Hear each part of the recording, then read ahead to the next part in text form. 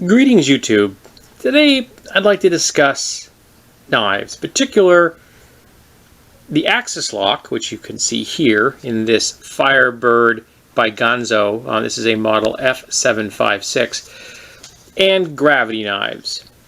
Now, I don't own a gravity knife. And a gravity knife is a knife that the blade is set up so that when you have it like this, you flick your wrist, and the sheer weight of the blade will snap it into the open position. Now, I don't own a gravity knife specifically because I prefer knives that stay in place when you're carrying them.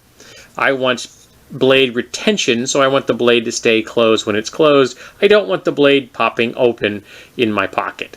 And I like knives that have been designed so that they have blade retention without having a secondary locking mechanism to lock the blade on either the closed or open position as a secondary precaution. If your primary locking mechanism cannot hold your blade both in the open and closed position, you have a design flaw. Now, I am not the best with one of these, so I'm going to give it a try. But if you pull back on this right here, yeah, like I said, I'm not the best. You can snap an Axis Lock open just like a gravity knife. And it stayed closed when it was in the lock position, and it stays open in the open position. And you're good to go. Now, gravity knives are actually illegal in some places. For example, my friend Skull that lives in Canada can buy a sawed-off shotgun from the factory, but can't own a gravity knife, which makes absolutely no sense. But that got me thinking, does that mean that an Axis Lock is also illegal? Because you can essentially turn one into a gravity knife. Also, if you know how to do it, let me do it. There you go. You can snap it closed just as quickly. In fact, I would say the Axis Lock in the hands of someone that is an expert, I am not an expert, I am a novice, close more quickly than any other form of pocket knife I know of. I have noticed that I have a problem when I'm at work because I have to wear gloves, and if I have it on gloves, since my fingers aren't the longest, the end of the glove hangs off my pinky, so sometimes the glove will get in the way. So I kind of have to pull my hand back like this. Make sure my pinky's kind of tucked in there because it doesn't get in the way. But I don't have that problem when I just my bare hands. But sometimes I'm wearing gloves and I don't have an option. Bare hands is not an option at that moment. And one of the tests I do to see if a knife is viable as a carry option is, can I use it with gloves on? But is the reason a gravity knife illegal because of speed? Because you can go like this and you get the knife open very, very quickly. Now, if that's true, this is an assisted opening knife. It's got a little torsion bar in there, and hey, will you look at that? Really frigging fast. Are these illegal in Canada? That's really fast. In fact, my camera basically can't pick that up. When I'm looking through the screen, it's just the blade just seems to pop into existence.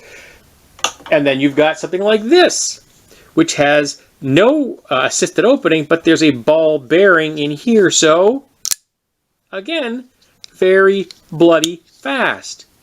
In fact, I think there's people who like to actually do this with their thumbs. I'm not that good with it, but I know people who do it. And then lastly, we have a knife like this, which, here we go, a knife like this, which has no ball bearing system, is not assisted opening, but guess what? It's still really frigging fast if you know what you're doing. And in this case, I do, because I carry this knife a lot, the Kershaw Injection 3.5. So all of these knives can be opened very, very quickly, and yet the gravity knife is illegal.